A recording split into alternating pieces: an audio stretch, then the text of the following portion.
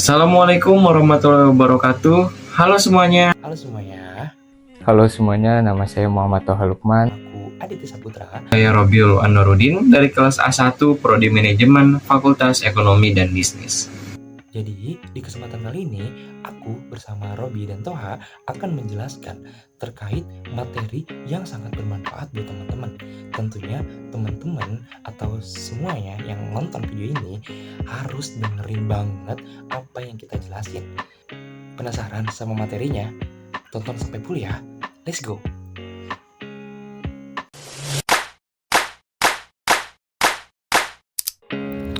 Guys, pernah nggak sih lo kepikiran kalau butuh uang cepet, masa harus selalu ke bank?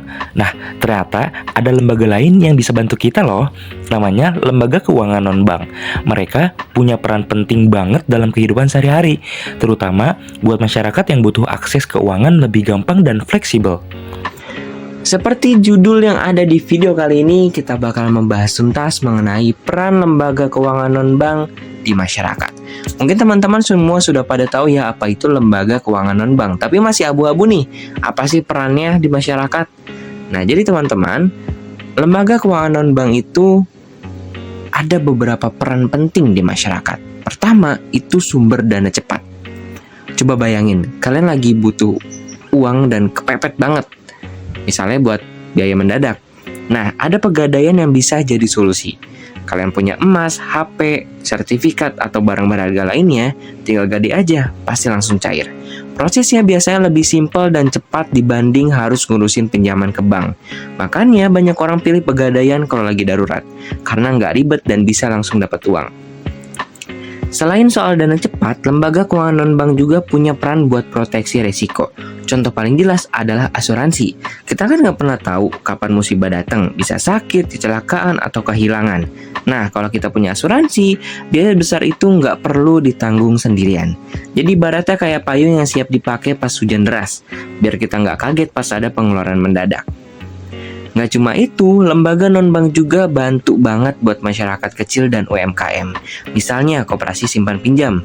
Biasanya ada di desa atau komunitas. Konsepnya saling bantu antar anggota, baik untuk nabung maupun minjem modal.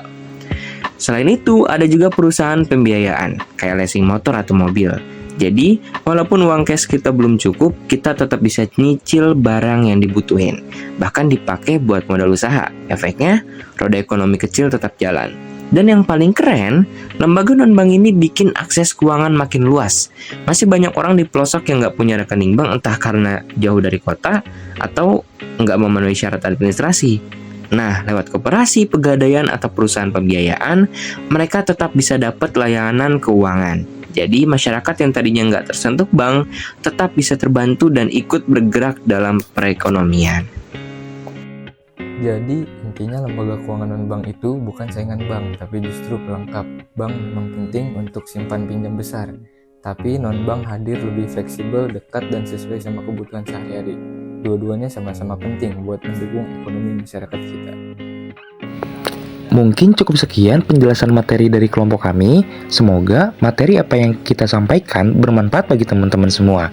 Terima kasih teman-teman semua sudah menonton full videonya. Sampai jumpa.